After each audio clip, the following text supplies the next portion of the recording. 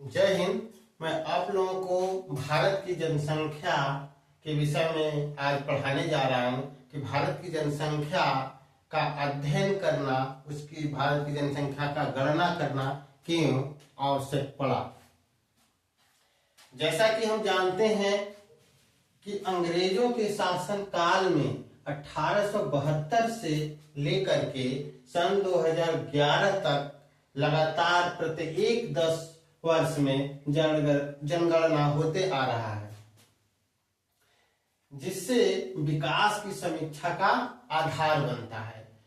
जनसंख्या के अध्ययन करके ही हम भारत के विकास के बारे में सोच सकते हैं। तो इसलिए ये हम जनसंख्या के बारे में थोड़ा सा हम परिचय बता देते हैं। इसके बाद आंकड़े में आप लोगों को बताऊंगा।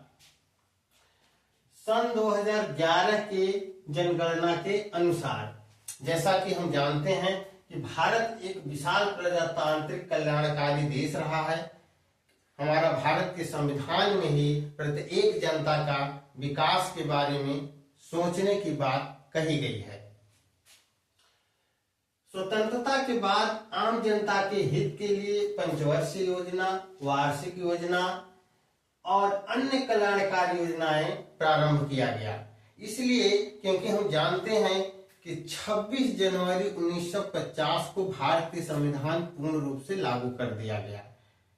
26 नवंबर 1949 को संविधान बन करके तैयार हो गया, स्वीकृति मिल गई, अंगीकृत कर लिया गया। लेकिन हमारा संविधान जो है पूर्ण रूप से 26 जनवरी 1950 को भारत में लागू हो गया, जिनमें कि 395 अनुच्छेद हैं। तो भारत के लोगों के विकास के बारे में जैसे हम जनगणना के द्वारा हम ये जानते हैं कि किसी भी राष्ट्र के सामाजिक स्थिति क्या हो सकता है, उसके लिए हम गणना करेंगे। विभिन्न गांवों में जाएंगे, शहरों में जाएंगे, उनके सामाजिक आर्थिक स्थिति का पता लगाएंगे, जिससे कि हमें एक आंकड़ा मिलेगा कि उस शहर में, किसी भी शहर में कितने गरीब हैं, कितने अमीर हैं।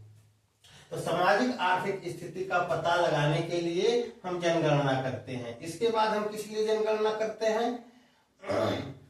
भाषा, क्योंकि हम जानते हैं कि भारत देश एक विशाल देश है, एक महाद्वीप के रूप में हम इसको जानते हैं, क्योंकि भारत की लंबाई 32,87,263 वर्ग किलोमीटर लंबा ये देश, जिसमें कि 140 करोड़ की लगभग जनसंख्या आज वर्तमान समय में है, जो उसका आकलन करने के लिए हम गणना करते हैं। तो जिसमें कि भाषा जो है विभिन्न जगहों पे अलग अलग भाषा बोली। बंगाल में बंगाली बोला जाता है, तमिलनाडु में तमिल बोला जाता है, कर्नाटक में कन्नड़ बोला जाता है, उत्तर प्रदेश में हिंदी बोला जाता है, पंजाब में पंजाबी बोला जाता है, विभिन्न भाषा बोला जाता है।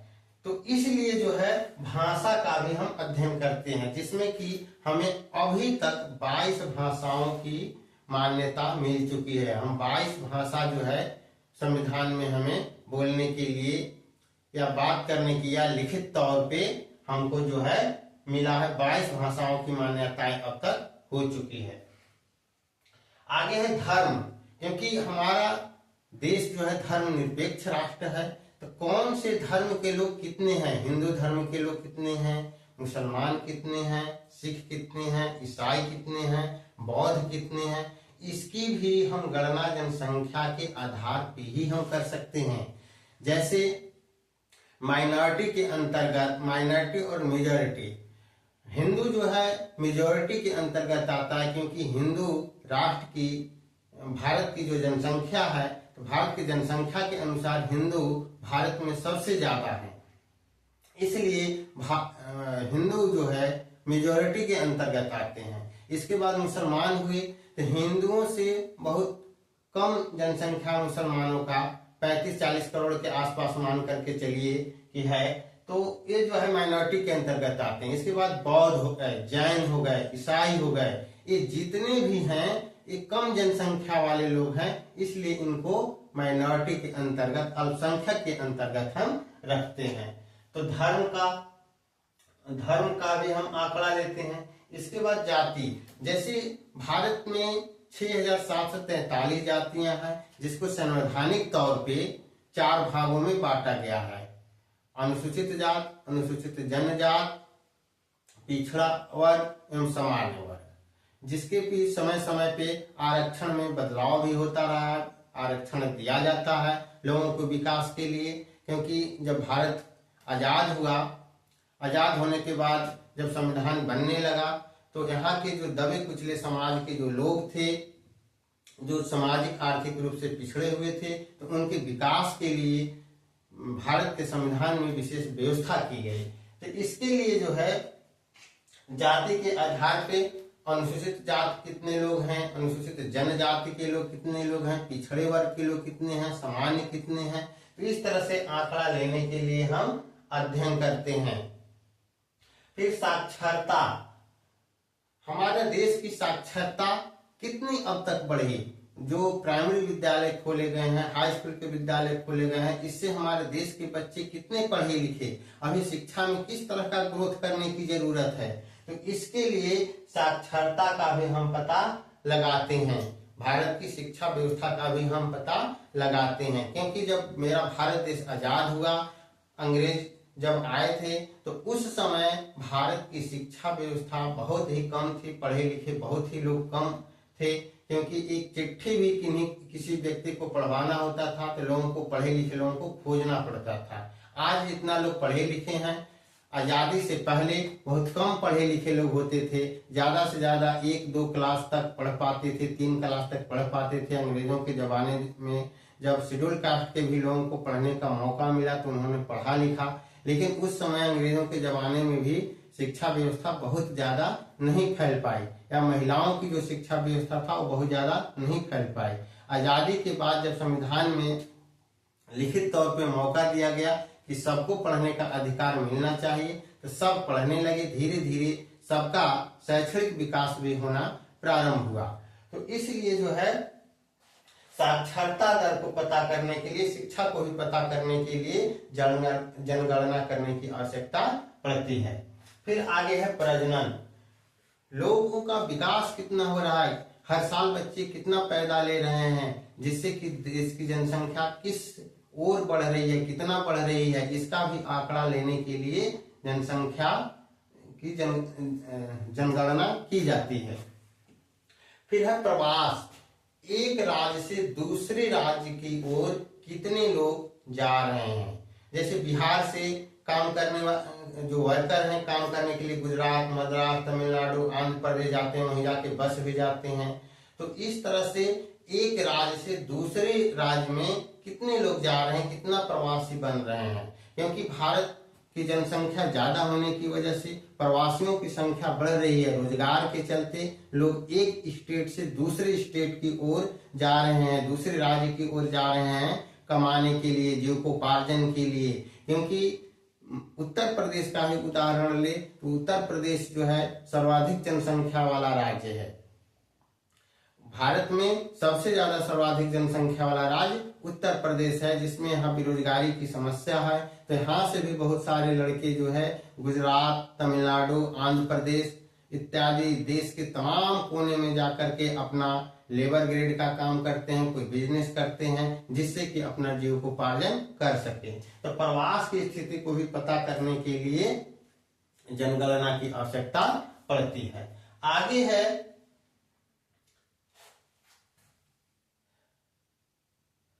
एक नारा था उस समय कि जनगणना 2011 का नारा था, हमारी जनगणना हमारा भविष्य। सबसे पॉपुलर नारा था कि हमारी जनगणना हमारा भविष्य। हमारा भविष्य जनगणना के आधार पे ही, यानी देश के लोगों का भविष्य जनगणना के आधार पे ही हम तय कर सकते हैं। आगे हम जनसंख्या के बारे में हम बताने जा रहे हैं, जिसमें कि 2011 में जब जनगणना हुआ तो उस समय भारत की कुल जनसंख्या 1,21,21,93,422 थी। कितना जनसंख्या था सन 2011 में भारत की? 1,21,91,93,422 यानी 121 करोड़ जनसंख्या थी। सन 2001 में जो जनगणना हुआ था, तो सन 2001 से सन 2011 के बीच यानी 10 साल हुआ, तो 10 साल में जो वृद्धि हुई थी जनसंख्या का, दशकीय वृद्धि उसको कहते हैं। 10 साल के समय को दशक कहते हैं, यानी जनसंख्या की जो दशकीय वृद्धि थी वो कितना था? इकाई, दहाई, सैकड़ा, हजार, 10,000, लाख, 10 लाख, करोड़, 10 करोड़, 18 करोड़ 14,55,986 दशकीय वृद्धि थी। पूरे भारत की जनसंख्या का दशकीय वृद्धि 18.14 करोड़ कह सकते हैं। फिर प्रतिशत मिले तो 17.64% जो है भारत की जनसंख्या का वृद्धि हुआ। कितना? 17.64% वृद्धि हुई, दशकीय वृद्धि। सन 2011 की जनगणना के अनुसार पुरुषों की संख्या महिलाओं की अपेक्षा ज्यादा थी। जैसे हम देख सकते हैं कि पुरुषों की जनसंख्या कितना है? 62,37,24,248, जिसमें कि 10 की वृद्धि कितना हुआ है पुरुषों की जनसंख्या में? 9,15,01,158 यानी 17.19% की वृद्धि हुई थी। महिलाओं का कितना है? 18.12%, जिस लगभग जो है 1.7% कम महिलाओं की जनसंख्या वृद्धि हुई है। महिलाओं का जनसंख्या कितना था सन 2011 में? 58,64,69,174,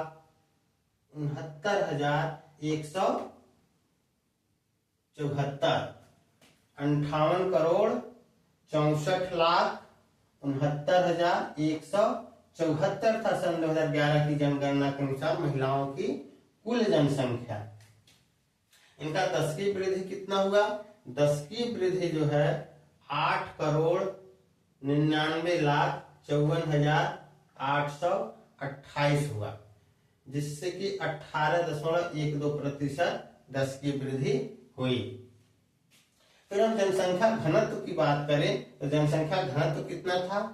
382 प्रति वर्ग किलोमीटर, यानी 1 किलोमीटर लंबा 1 किलोमीटर चौड़ा क्षेत्र में कितने लोग निवास करते हैं? 382 व्यक्ति निवास करते हैं। इसी को हम प्रति वर्ग किलोमीटर जनसंख्या घनत्व बोल सकते हैं। ये भारत की जो जनसंख्या है, भारत का क्षेत्रफल है, इससे भाग दे करके तो जनसंख्या घनत्व निकाला जाता है। भारत का कुल क्षेत्रफल और भारत की कुल जनसंख्या, क्योंकि कहीं घनी बस्ती है, कहीं जो है बस्ती है ही नहीं, पहाड़ जंगल है, लेकिन तो वो सारे एरिया को हम भाग दे करके एक बार हम निकाल लेते हैं कि ये जो है 1 वर्ग किलोमीटर में लगभग कितने जनसंख्या निवास करते हैं, उनके लिए कितनी भूमि पर्याप्त है भारत की। तो 1 वर्ग किलोमीटर के अंतर्गत 382 लोग हैं, जिसमें कि और जंगल झाड़ भी आ जाएंगे। लिंगानुपात कितना है? 940। लिंगानुपात क्या होता है? यानी 1000 पुरुषों पे जो लड़कियों की संख्या है, महिलाओं की जो संख्या है, जो महिलाओं की जो संख्या होती है 1000 पुरुष पे, उसी को हम जो है लिंगानुपात करते हैं। यानी 1000 पुरुष में पे कितने महिलाएं हैं? 940। इसको हम लिंगानुपात कहेंगे, यानी 60 कम है। 60 कम है। ये जो है बहुत ही सीरियस मैटर है कि लड़की यदि कम रहेंगे तो आगे चल करके जनसंख्या वृद्धि कैसे होगा। तो इसीलिए मोदी जी का एक नारा है, बेटी बचाओ बेटी पढ़ाओ, क्योंकि बेटी और बेटे जब आपस में बराबर रहेंगे तभी जो है आपसी संबंध बनेगा और जनसंख्या आगे की ओर जाएगा। इसलिए क्योंकि यदि पुरुषों की जनसंख्या बढ़ते चली जाए, लड़कियों की संख्या कम होती चली जाए, तो यह एक देश के लिए बहुत बड़ी समस्या है। आगे क्या है, हमारे देश में उस समय सन 2011 की जनगणना के अनुसार 28 राज्य और 7 केंद्र शासित प्रदेश थे। कितने राज्य थे? 28 राज्य और 7 केंद्र शासित प्रदेश, यानी पूरा जो है 35 प्रदेश था सन 2011 के जनगणना के अनुसार। फिर जिले कितने थे सन 2011 में? 640 जिला था। कितना जिला था? 640 जिला था। अब जो है लगभग 700 से ऊपर जिले हो गए हैं। इसके बाद तहसील कितने हैं? 5924 तहसील था भारत में, अब और बढ़ गया है। फिर जो है शहरों की संख्या कितनी थी? 7936 शहर था या कस्बा कह सकते हैं।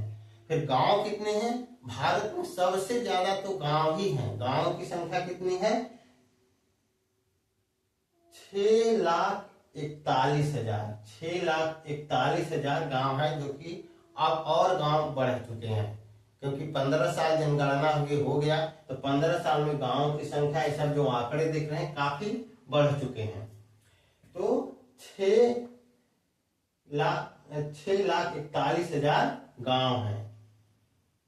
भारत के महारजिस्ट्रार एवं जनगणना आयुक्त का क्या नाम था? Doctor C Chandramouli. Doctor C Chandramouli. परीक्षा में कभी कभी पूछता है, ये सब जो सारी चीज मैं बता रहा हूँ परीक्षा में कभी कभी पूछता है। तो डॉक्टर सी चंद्रमौली के नेतृत्व में जनगणना का कार्य संपन्न किया गया था। एक चीज मैं आपको बता दे रहा हूँ कि 10 की वृद्धि में हर 10 से जो है गुणा कर देने पे वो जनसंख्या वर्तमान का प्राप्त हो जाता है। जैसे उदाहरण के लिए मैं बता दूं कि सन 2011 में भारत की कुल जनसंख्या कितनी थी? 121 करोड़ 1,93,422, यानी 1,21,91,422। तो मान लो इसको हम 121 करोड़ मान ले रहे हैं, तो 121 करोड़ और भारत का जनगणना हुई कितना हो गया सन 2011 से अब तक? अभी सन 2025 चल रहा है, तो सन 2025 में से हम जो है सन 2011 घटा देंगे, तो ये मेरा कितना आ जाएगा? 14। तो लगभग इसका हम 14% निकालेंगे। कितना प्रतिशत निकालेंगे? 14% निकालेंगे। 14% निकालेंगे तो लगभग 19 करोड़ आ जाता है। तो लगभग 19 करोड़ आ जाता है इसका। तो 121 में हम 19 करोड़ जोड़ देंगे तो 140 करोड़ आ गया। यानी भारत की वर्तमान जनसंख्या सन 2025 में कितना आ जाएगा? 140 करोड़। 140 करोड़ लगभग जो है हमारा देश का कुल जनसंख्या सन 2025 में है। तो इस तरह से सभी का हम निकाल सकते हैं ये 10 की वृद्धि के अनुसार कि हर वर्ष जो है 1% वृद्धि होती है, लगभग, पूर्ण रूप से नहीं। तो इस मैथ के अनुसार जो है आप वर्तमान की भी अपने गांव का भी जनसंख्या निकाल सकते हैं। ठीक है, धन्यवाद।